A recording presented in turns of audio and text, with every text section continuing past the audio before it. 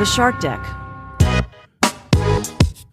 President Biden announced he's running for re-election. Hi, I'm Johnny Mac with your daily comedy news. Jimmy Kimmel said Biden's face could be on money while he's still in office. Fallon, Biden's campaign slogan is, finish the job, finish the job. Americans said they'd be happy if he could just finish a story. Fallon again, according to polls, most Democrats don't want Biden to run again. Then Biden said, hey, none of you wanted Avatar 2 either, but look how that turned out. Seth Meyers, can you imagine if it's Biden versus Trump again?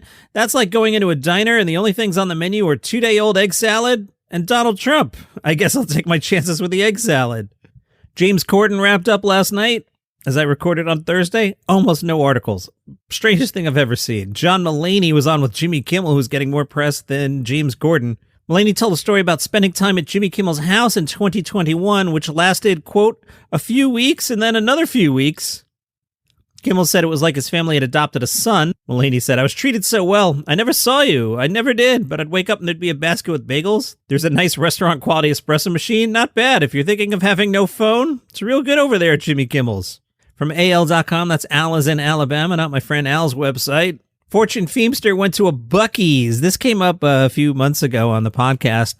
Buc-ees came up with a story and I didn't know what it was. And a bunch of listeners educated me and I'm now fascinated by it. It was Fortune Feimster's first time there. She shared a clip on Instagram and said, oh my God, beaver nuggets. I don't know what this is, but sign me up. She checked out all the highlights of the Buc-ees: cheap gas, nice restrooms, kitschy merchandise, hot food, and hot sauce.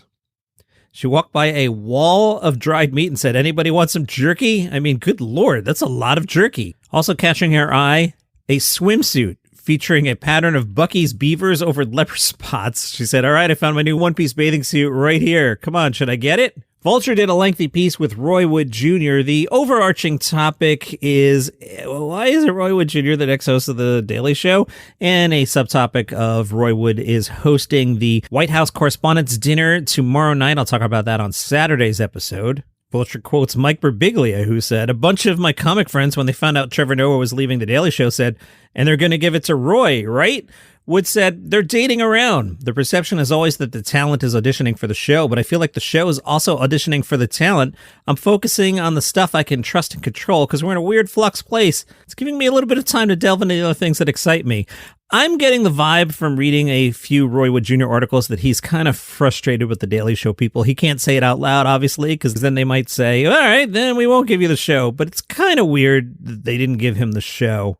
To the point where if they actually give him the show now, it's going to feel second choicey or like we couldn't find anyone else. The guest host thing is weird to me. I forget who's hosting this week. I had to look her up. I'm like, I don't even know who that is. But I'm old. Roy Wood Jr. says if the job does go to someone else, it might be time to move on. He says if they're not choosing me as host, I have to assume that I'm not going to be part of the show in any other capacity. Yeah, if you don't get the show, you got to move on. He is focused on a stand-up, and he said, I know the next 3 hours that I want to build. He envisions one called The Man of Many Fathers. That would be about the people that filled the father role in his life after his father's death at age 80. Wood was just 16. Another hour would be about him and his father, and the third about Roy and his son. Vulture tells a nice anecdote. Roy's hanging out at the Comedy Cellar, and a writer from Gutfeld asked Roy what they could do better over at Gutfeld. Roy Wood's suggestion, the Fox News personalities who guest on the show won't let Greg carry the comedy. I haven't seen enough Gutfeld to weigh in on that opinion. I forget Gutfeld exists. Now, I write this podcast at least, at minimum, 4 days a week, usually 5. I usually do the 7 episodes in 5 days. And I never see any stories about Gutfeld. I get that it's doing okay in the ratings. Fox News publicist, you don't need to email me. But I never see any stories about it. There's like zero buzz. Roy spoke about his days as a touring comedian. He said, I remember being on the road and worrying about money and food. You can't focus on the jokes. I need my audience to be ready for me. So what can I do to make sure that when you work with me, you're only thinking about the jokes? If money and a plane ticket do that, cool. I'd rather pay more for my opener than have the club book somebody who's going to slow my show down. I'm more concerned with somebody thinking I'm an a-hole, professionally speaking at least, than I am with bombing, because if you're funny and nice enough, you'll get opportunities. Tomorrow's White House Correspondents' Dinner is, quote, the quickest and clearest way for people to understand exactly who I am and what I believe. It's white people showtime at the Apollo, and he says he expects half the room to not know who he is, and the other half will probably think I'm Kenan Thompson. A fair amount of Pete Davidson press going around. Buc-ees is out next week, I believe, and then Pete's hosting Saturday Night Live, so I'll probably have Pete Davidson stories almost every day for the next 10 days, I'd guess. Here's today's. Pete Davidson told Good Housekeeping. When I was younger, I bought the uncensored M&M Show CD, which of course I wasn't allowed to have, so I kept it in a Rod Stewart jewel case. My mom noticed, and for years she'd play Rod Stewart to have something we could bond over. Congratulations to Stewart Field, winner of 2023's Mastermind over in the UK.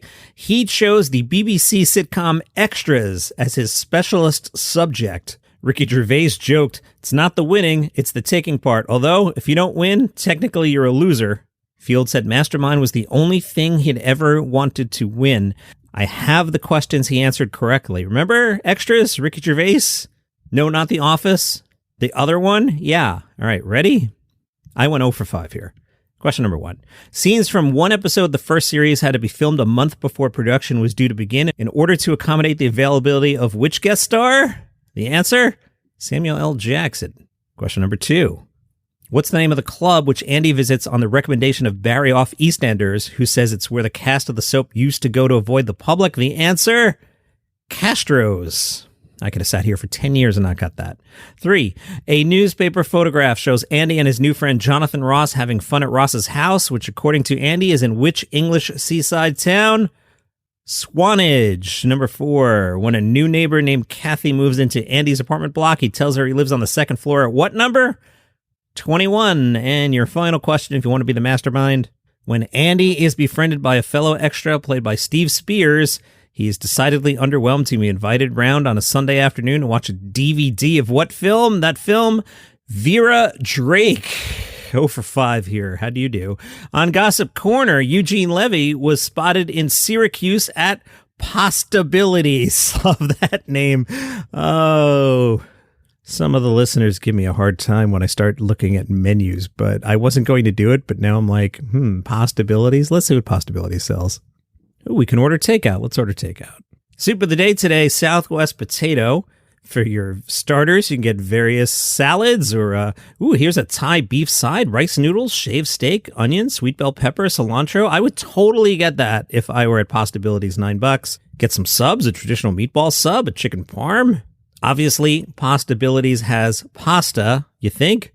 And for dessert, a Mexican chocolate pistachio caramel brownie, $4.50. But enough about the menu. Tell us about Eugene Levy. Okay. Night manager Jace Zimmer was seating a party of 3 at Pastabiltiies in Syracuse. The group was masked, and Zimmer heard one woman address the man as Eugene.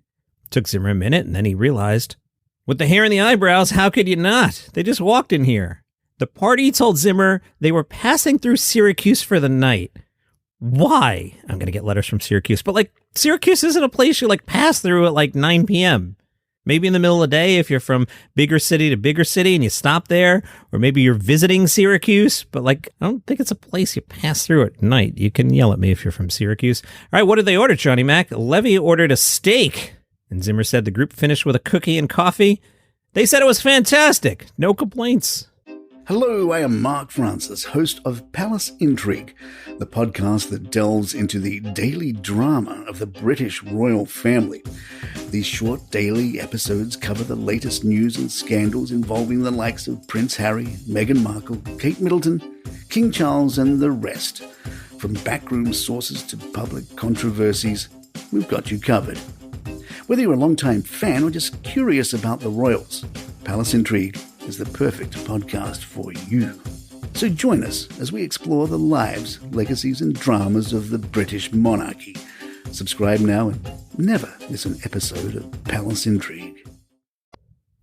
Man, between the Buc-ees people and the Syracuse people, I am going to hear it. If you want to complain, why don't you complain on the Daily Comedy News podcast group? You'll find that on Facebook, Daily Comedy News podcast group. There was some activity on the page. Becky wrote, Dear Johnny Mac, I just got home from Bobcat Goldthwait's record release party at Lincoln Lodge in Chicago. It was tremendous. Thanks for the heads up.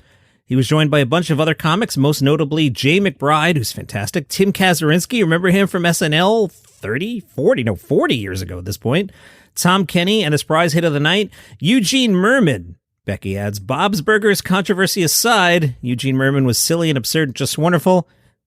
She shared a pic. You'll find that Daily Comedy News podcast group on Facebook. It's a very nice picture. And I'm waiting to hear back from Becky if she asked Eugene Merman about the Bob's Burgers conspiracy. If you are a new listener, I'll ask you 2 questions. First question, have you ever actually seen Bob's Burgers? The answer is no. And more importantly, have you ever met anyone at all who has seen Bob's Burgers? No. I understand they promote it on Fox. I understand there's merch. I get it. I get all that. But have you ever actually seen the show on Fox? You haven't. Remember, I asked you guys to rank Chris Rock, Louis C.K., and Dave Chappelle? David wrote Chris Rock funny, Dave Chappelle yep, Louis C.K. awkward. Bubba said all hilarious, although C.K. lacks impulse control. Chappelle needs a better filter, and Rock blundered his way back in the 90s with his bit about the N-word versus black people, but realized it was a mistake, acknowledged it, and moved on. I've been talking about the show Jury Duty, which reminds me I have to watch the end of it. Maybe I'll do that. No, I'm not home tonight. I've got family stuff, right? Maybe Sunday after Mulaney, I'll finish up Jury Duty. Richard wrote, Andrew Weinberg is on episode 490 of Probably Science and shares a lot of insight into the show Jury Duty. If anyone's interested, I'm going to download that right now before I forget.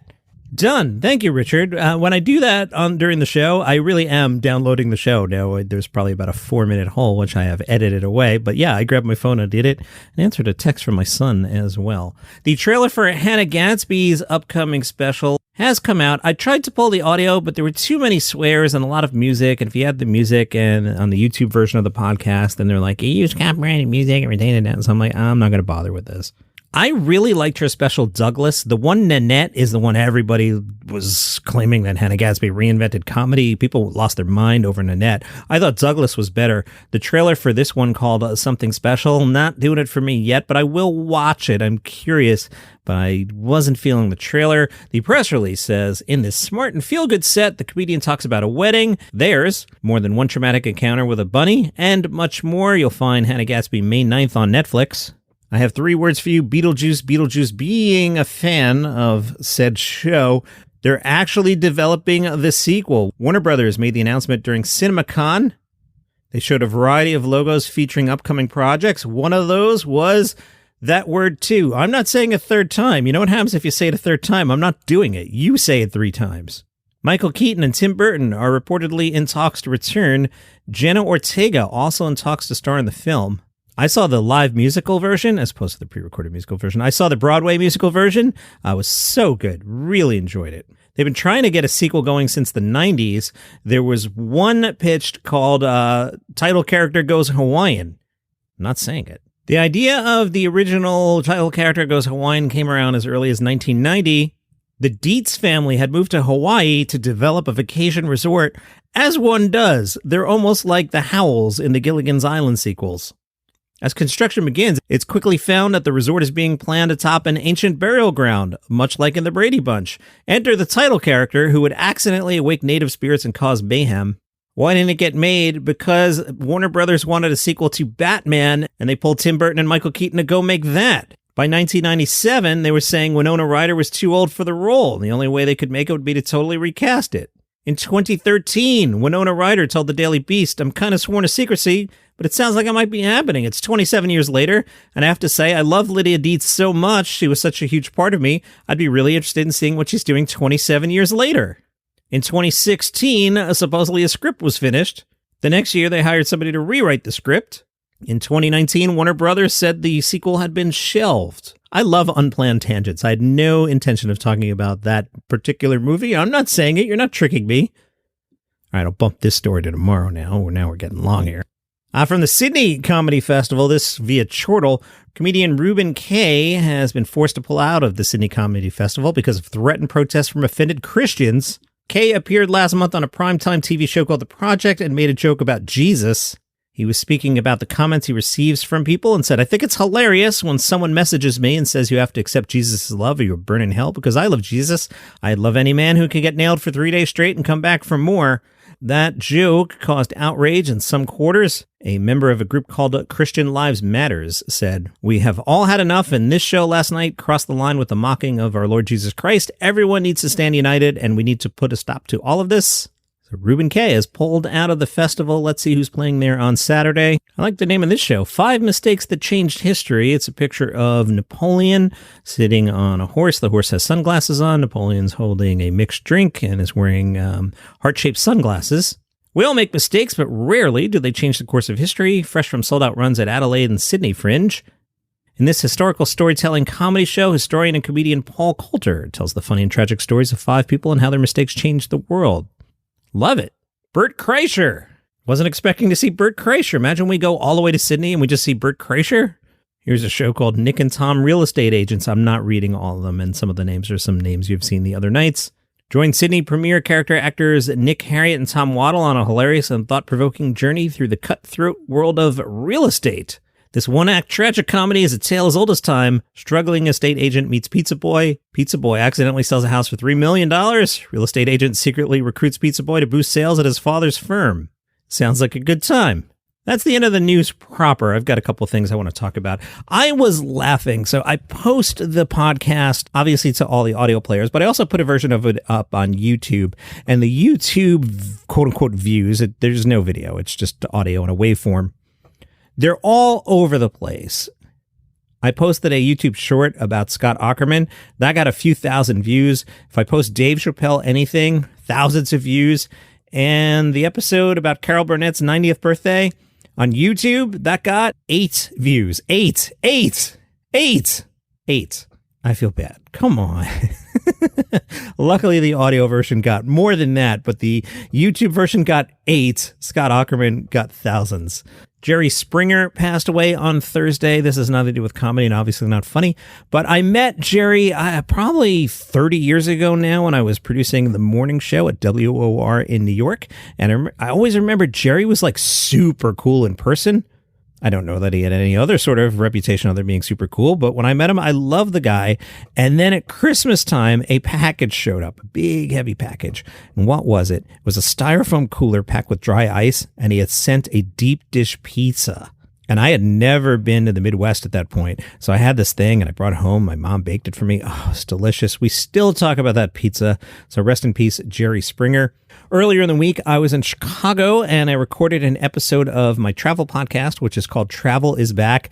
That one came out really well. I was at the Field Museum, and the Field Museum has trivia, and I had my daughter with me, and we started playing some of the trivia, and it just came out, and I hear the Letterman influence on me. Johnny Mac, did you just compare yourself to Letterman? No, but I hear the Letterman influence in what I'm doing. So a very fun episode of Travel is Back. Even if you don't want to go to Chicago or you don't care about travel and you don't care about the museum, just the trivia parts were a lot of fun. So Travel is Back wherever you get your shows.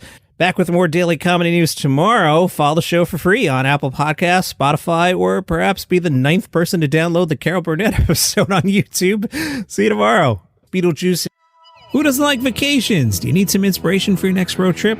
Are you excited to get out there and explore the world again? Hi, I'm Johnny Mac. My podcast is called Travel is Back. Travel is Back is travel for regular people. We hop in the car, we fly coach, we use our miles, we eat at normal places, we stay at normal places. So what I do is I hop in the car and I grab my portable recorder and I go somewhere. Season 3 kicks off with a road trip to Key West. You can check out the back catalog. There are popular episodes covering Chicago, Nashville, Vancouver, Seattle, a whole bunch more. Travel is Back, road trips for regular people. Follow the show on Apple Podcasts or wherever you get your shows. These are quick, these are casual, and it's for regular people like you. Travel is Back.